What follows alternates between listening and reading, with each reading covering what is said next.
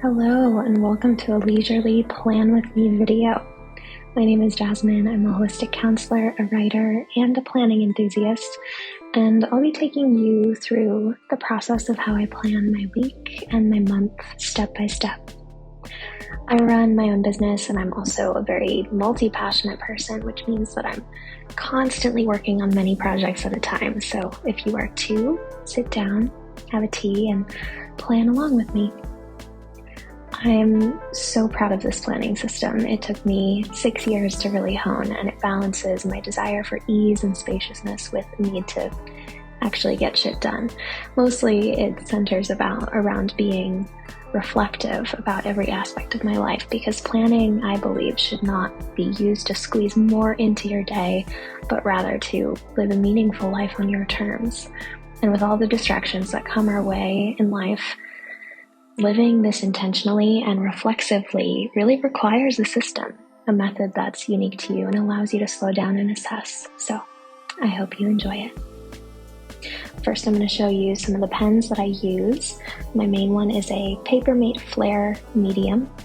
Then I also have an erasable pen that's a Pilot Friction Point, and I use that mostly for dates that could potentially change. And then I have a highlighter, which is a Tombow brush pen in the orangey color. That's a 947. So at the start of every month, I really love to just look at what some of the key dates are. I am somewhat of a practicing witch, I guess you could say, and so I love all of the seasonal changes and the holidays, the Celtic holidays that come with these changes. In bulk is February 1st. This is the midpoint between winter and spring, and so that's the major holiday for me this month. Then I just take a look at my calendar and I see what else needs to be marked down. I usually track the new moon and the full moon. I also track any birthdays that might be coming up and any travels and trips that I have.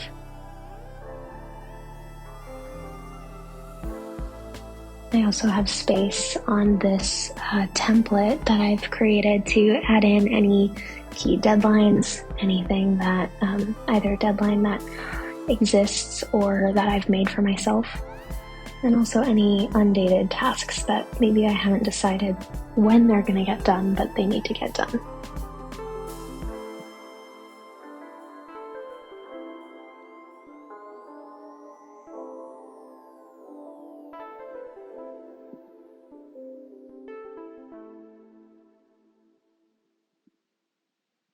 I obviously use a digital system, Google Calendar namely, to track any appointments and things like that, but this is more of a broader overview so that I can flip back to this section and note when some major dates are that aren't smaller appointments or meetups. Also, I'm showing you here, I have this annual section that's kind of a year at a glance. So I use this to look at any, birthdays or major dates here. This is just kind of another view that I have of the whole year at once. So I can see when I have travels coming up, when I have some major events and deadlines.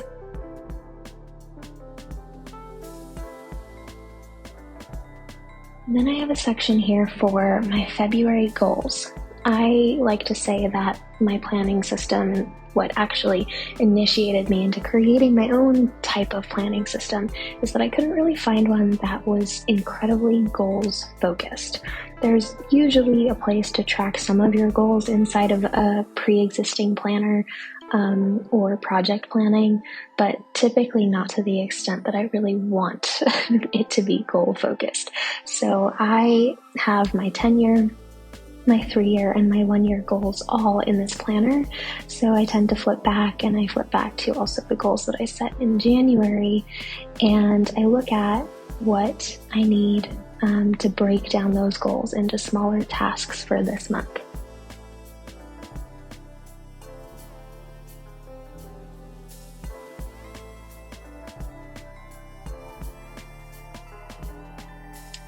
For me, the 10-year, 3-year, and 1-year goal system works the best because I can really see where I want to be in 10 years, what I need to do to get there within 3 years, and then also what I'm choosing to prioritize and focus on this year. And I also like to say that not all goals are created equal, which means that you could have a goal that's more process-oriented, such as meditating or writing every day, or you could have a goal that's really your target, meaning that if you hit that one, then some of the other goals that you have start to fall into place. Or you can have goals that are stepping stones, which help you get to that target goal. So when I look back at my 1-year goals, I'm not constantly working on all of them every single month, right? And again, they each have their different place in my life. Some of them become habits, some of them become stepping stones or project plans to bigger goals. And so every month I check in and I decide, what do I actually want to prioritize? What do I really want to focus on that's part of my larger goals for the year? And what can I actually start to do this month?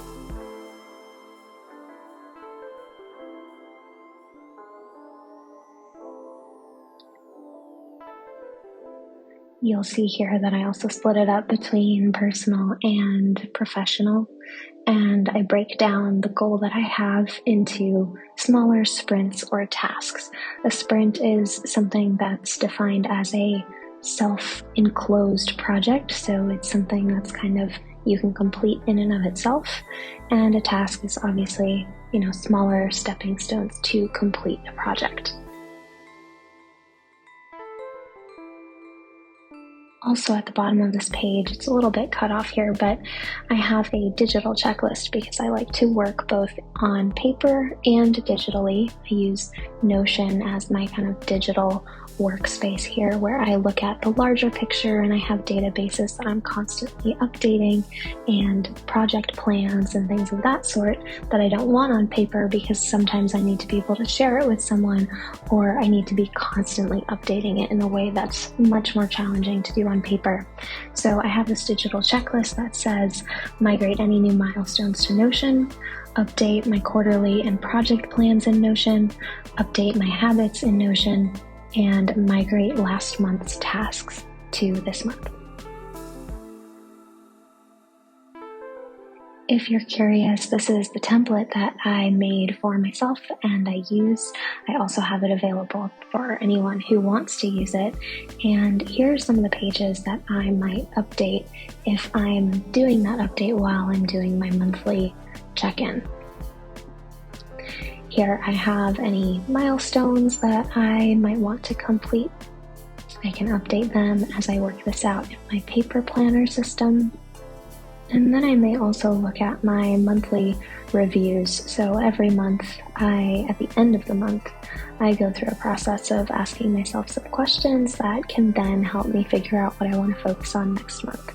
So I may look at some of my habits and update those. I may look at some of the content that I created or some of my answers to last month's questions.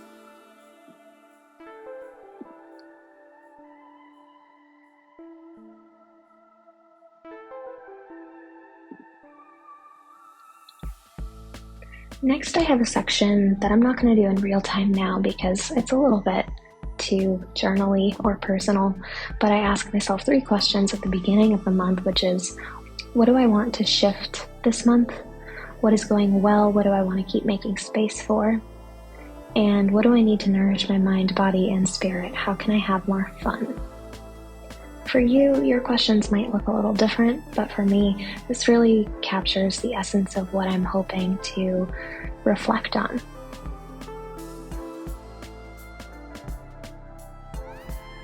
Next, I have a space for seasonal activities.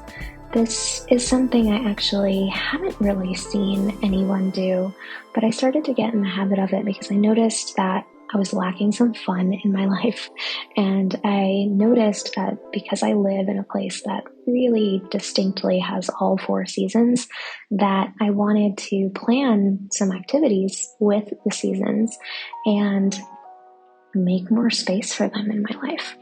So every month I write down what the season is. This would be February, late winter. And I write down some ideas of what late winter is for, what I'm feeling in my body, or in terms of what activities I want to be doing.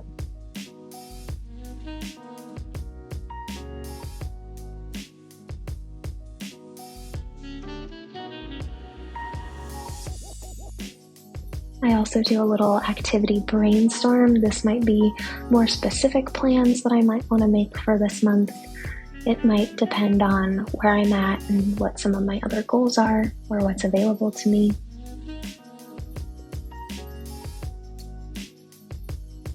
For example, in the fall, you may write down that you want to go apple picking or blueberry picking, or in the winter, ice skating or chopping down a tree or something of that sort. I find that this page in particular helps me to slow down and remember that planning is not just about planning in the things that you have to do, but the things that are actually fun and nourishing for you.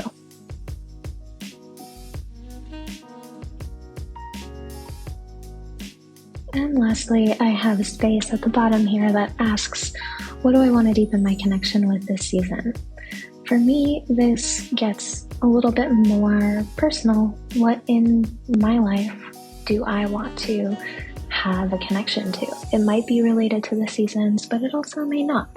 I do notice that during wintertime, I can get a little bit more reflective, internal. I might feel more like doing some emotional processing or working on myself in a different way than I would in the summer. And so this really helps me get in touch with what I'm feeling I need this season.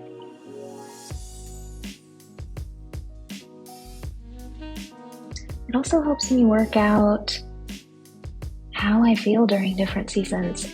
This might be completely contradictory to what you experience, but for me, the fall and winter are really times that I thrive. I am a bit of an introvert. I am someone that really loves this process of reflection and asking myself questions and slowing down and reading with some tea or some hot chocolate.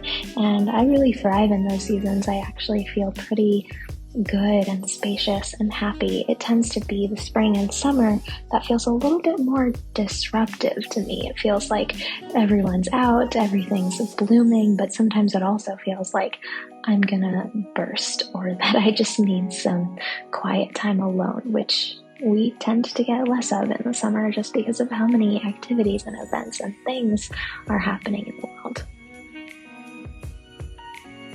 At this current moment, I am in the Czech Republic, and so a lot of my activities here are going to focus on things that I can do while I'm in Prague.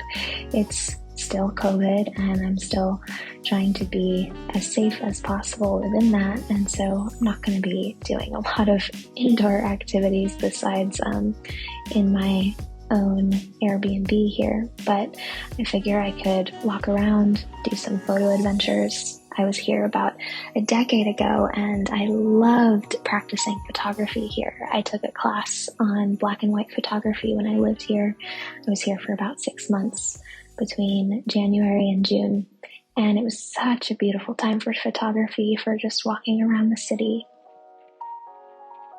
If you have never been to Prague, I so highly recommend. Eastern Europe is one of my favorite places in the world.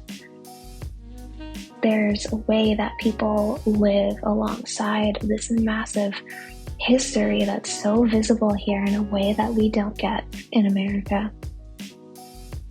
When I'm here, I get a deep, rich sense of history and being constantly reminded of our ancestors and the things, the beings, the places that came before us that have shaped us.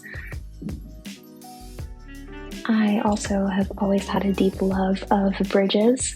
I'm not sure what it is, but when I was a teenager, I used to love to just find bridges, whether it's train bridges that you can only get to by trespassing, or bridges that connect, two different sides of the highway, or things of that sort, or beautiful bridges like the Charles Bridge in Prague. And there's something that just feels so magical about being in an in-between space.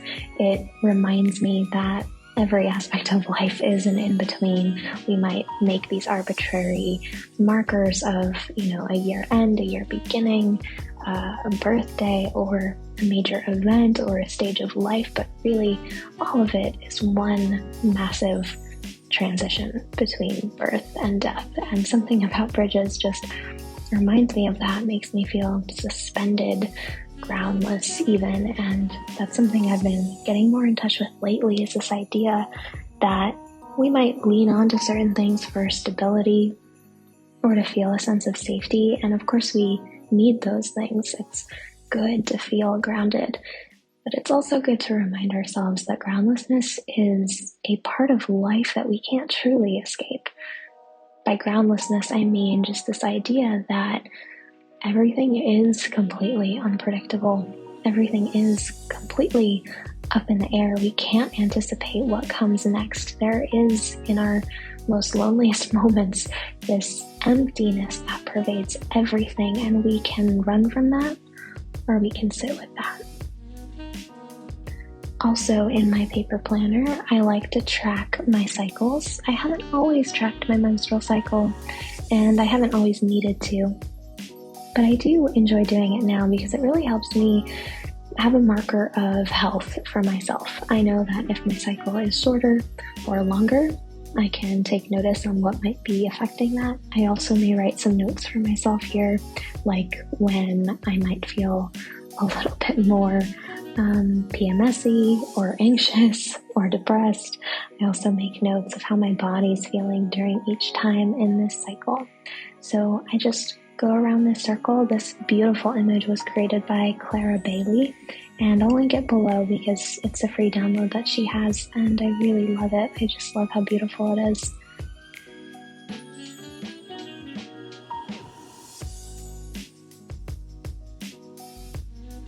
I write down each date of the month and how it corresponds with the moon. And now I'll take a little circular sticker. I got these from Cloth and Paper in their subscription box, and I'll take one of those circles and I'll place it on the date that is the start and the end of my cycle.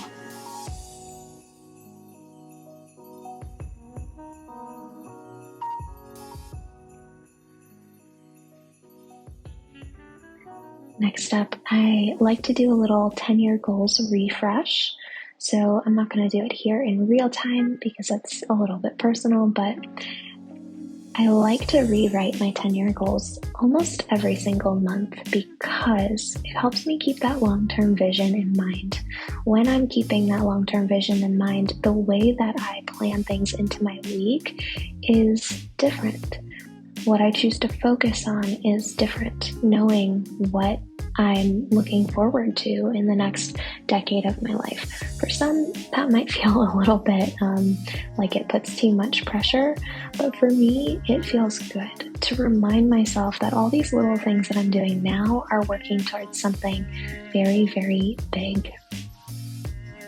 And next, we're starting on weekly planning here. So all of the things that came before this are things that I do just at the beginning of every month. Now this is something that I do at the beginning of every single week. I like to start my week with a brain dump, and a brain dump is really just you writing out whatever it is that's on your mind that's kind of staying locked in your head and just getting it down on paper. What do you need to do? What are you feeling worried about? What is coming up for you? Is there anything that feels unfinished? Are there any deadlines coming up? Are there things that you should do but you've been carrying over from week to week? Are there things you want to do but you haven't quite made time for? What are your thoughts and feelings at the start of this week?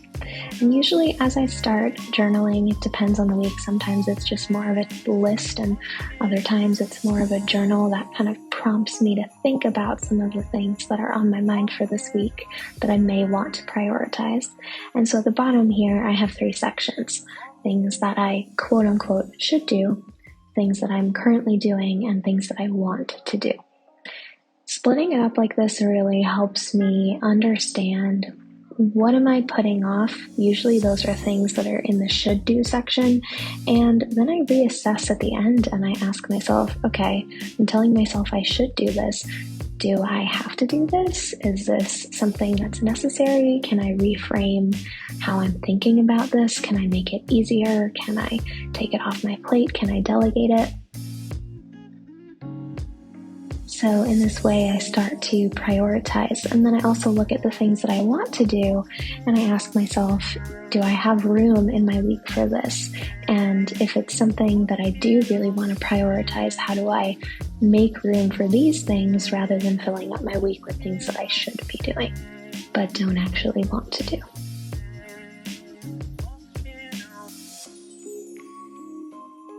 I'll say that this process of the brain dump is one of the greatest creations ever. I don't really know who came up with it. It's been around for a long, long time.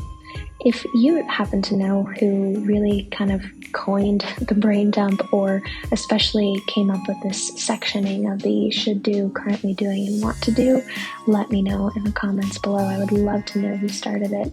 But this has been one of the most helpful things that I've ever done. It helps me save so much brain space because your brain space is precious. We do indeed have a limited amount of it, even if you're someone with a great memory.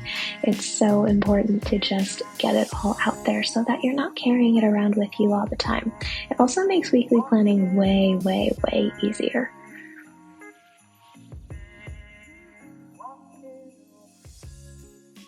For myself this week, I've already spent a couple of days in Prague at the time of making this, and I am really here so I can work on my book and writing. So my biggest priority this week is spending at least 2 hours every day writing, giving myself some spaciousness because of big, huge events that have just happened in my life that need to be processed, and also, getting the things that need to happen done, like tending to my clients and my schedule and doing some of the business back-end work. So there's the brain dump, and now we create the plan. I made these templates for myself intentionally open because I never know how many quote-unquote open projects I'm going to have. So I like to plan my week by organizing them into my open projects. This is something that I learned from Hilary Rushford. She has the Elegant Excellence Journal. That's probably the closest to what has felt natural to me in my weekly planning. And listing things out by open projects really is crucial for people that are multi-passionate, because one of the major things that it does is it helps you realize when you have 10 open projects that you're trying to work on. Instead of really feeling like you're making progress in any one of those, you might feel incredibly scattered and down to the bone. So I try to keep my open projects at about 5 or less in any given week. Doesn't mean that you might not have other longer term projects that you're working on alongside these, but in any given week, I'm only going to give myself tasks and to-dos for 5 open projects. I found that for myself, you may be different, but for myself, this is really the maximum that I can hold without feeling like I'm going berserk. So I list out these open projects by priority. What am I prioritizing first, second, and then the rest? And under each of these, I go back at my brain dump and I look at what I wrote down and I categorize them under which open project they're under. And if there's some little tiny teensy tasks that don't go under any of those open projects, then I put them in my ticky-tacky list. The ticky-tacky list over there on the left-hand side of the page is really just any tasks that are things that are one-off. They should not be open projects by any means. They should not be a multitask project, but just little things like getting groceries or doing laundry or I don't know, making a money transfer or scheduling a flight or a COVID test or, whatever those little things that you have to do that are just one-off, those you can list under ticky-tacky. And also at the bottom underneath ticky-tacky, I have a next up list, which means it's kind of on my mind because maybe I'm working towards it, or maybe I don't have time to do it this week, but I know that I need to prioritize it next week to get it done. So that would be under the next up list, meaning what am I going to do next week?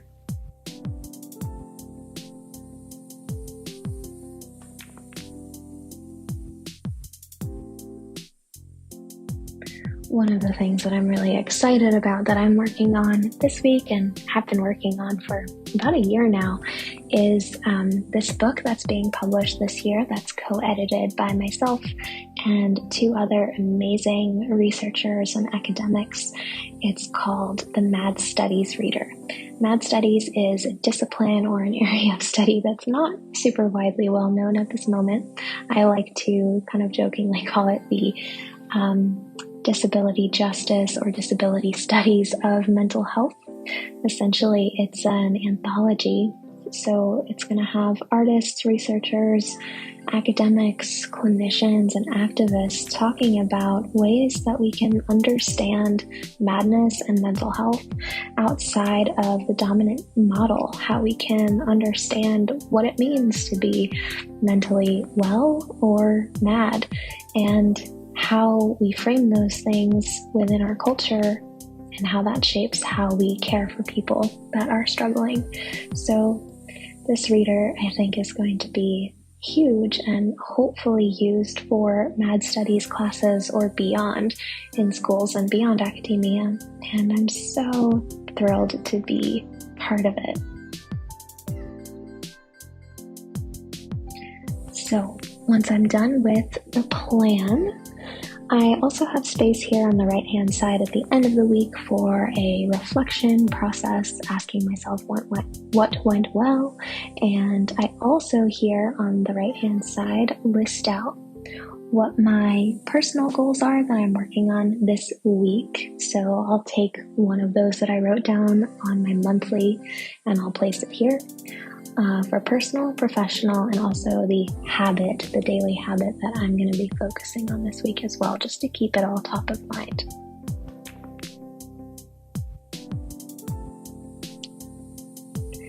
And then I have to say this is probably what I love the most about these particular templates that I made, is that they're fold out. So I can fold over the page and I have my daily logs here. So daily logs are something that became popularized by the bullet journal method.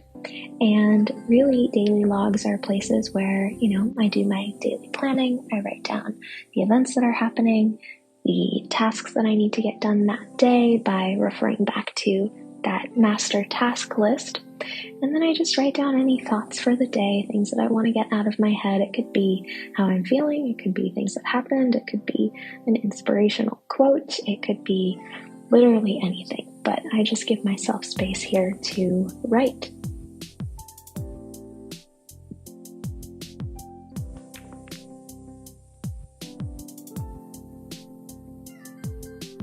Also, at the very end here, I have a clarity log, and this is a practice that I really love. It's called the 5 Whys, and it's something that was featured in Simon Sinek's book, Start With Why. It's a way of strategizing around a particular problem or just a particular thing in life that you might need clarity on. So you list out whatever the problem is in the most simplest factual terms, and then you ask yourself why you want or don't want that thing. And by the time you ask yourself 5 different times and write it down, you usually get to the bottom of something.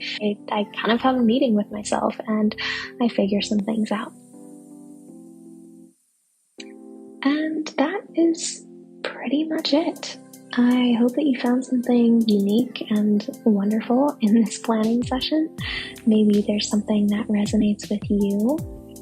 If it did, let me know in the comments down below. I'd love to hear how your planning system is similar or different. Honestly, one of my guilty pleasures is watching people's Plan With Me videos on YouTube. I don't know why, I just find it so relaxing. And if you liked this video, found it relaxing or fun, do all of the things. I really enjoy it when people like, follow, comment. I really love connecting with you, so I hope that you have a great rest of your February.